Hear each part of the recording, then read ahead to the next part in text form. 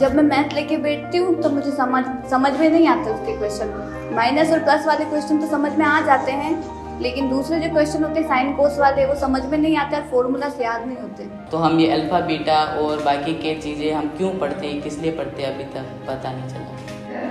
3 तो x की value x की जगह क्या रख दो 3 प्लस y इक्वल टू 4।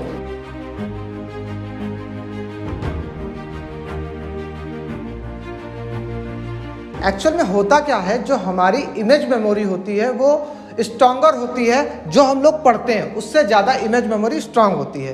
तो ये जो इंस्ट्रूमेंट बनाए गए, इन इंस्ट्रूमेंट से अगर हम मैथ्स के प्रॉब्लम को सॉल्व करते हैं, जब हम इस मैथ्स की प्रॉब्लम को सॉल्व करते हैं तो वो इमेज हमारे दिमाग में कहीं ना कहीं बैठ जाती है। और जब भी वो क्वेश्चन आता है, तो जैसे कि मान लीजिए कोई भी थ्योरम्स आई, तो जैसे उसने वो थ्योरम्स आई दिमाग में, उसके दिमाग में वो इमेज आ गई, तो इन इंस्ट्रूमेंट के थ्रू वो इमेज उसके दिमाग में बैठ जाती है। तो इससे क्या होता है, उस सारे कॉन्सेप्ट्स उनको याद रहते हैं ज़्यादातर, और उन सवालों को सॉल्व करने में बहुत आसानी होती है। तो इन इंस्ट्रूमेंट के थ्रू जो मैथ्स का फोबिया था कि कठिन होती थी, वो बहुत आसान हो गई है आज के दिनों में। ये इन इंस्ट्रूमेंट की खासियत है। Thank you.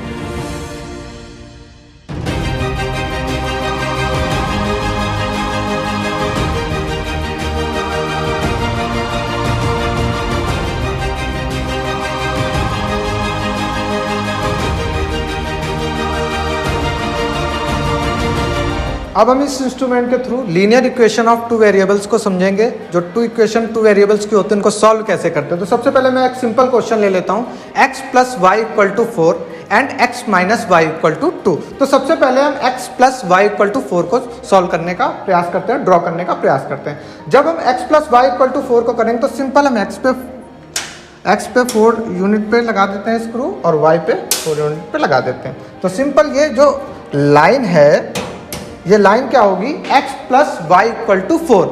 अब दूसरी लाइन प्लॉट करते हैं। दूसरी लाइन क्या है, x minus y equal to 2। तो चलिए दूसरी लाइन प्लॉट करते हैं, x minus y equal to 2। तो x पे कितना होगा, प्लस 2 पे आएगा, और y पे कितना आएगा, माइनस 2। अब इन दोनों को हम ज्वाइन करा देते हैं।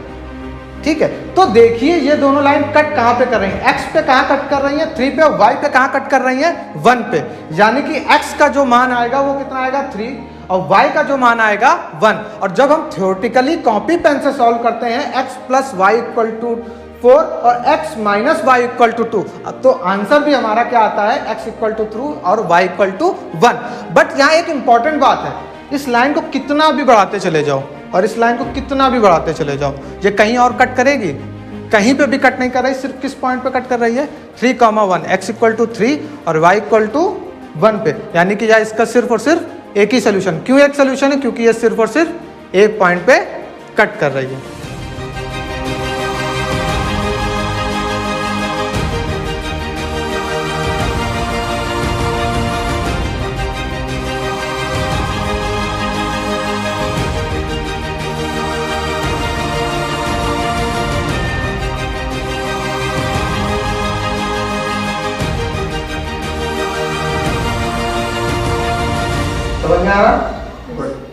बुक्स से ज़्यादा यहाँ पे समझ में आया है, प्रैक्टिकल करने से ज़्यादा समझ में आया, क्लास से ज़्यादा, और बुक्स की भी ज़रूरत नहीं पड़ी था। मुझे भी क्लास से अच्छा यहाँ पे समझ में आया है, क्योंकि यहाँ पे जो हमने अपने आप से प्रैक्टिकल करके जो सीखा है ना, वो अच्छे से समझ में आया है। और मैथ जैसे हमें पहले बहुत कठिन लगती थी, अब हमें अच्छी लगने लगी है।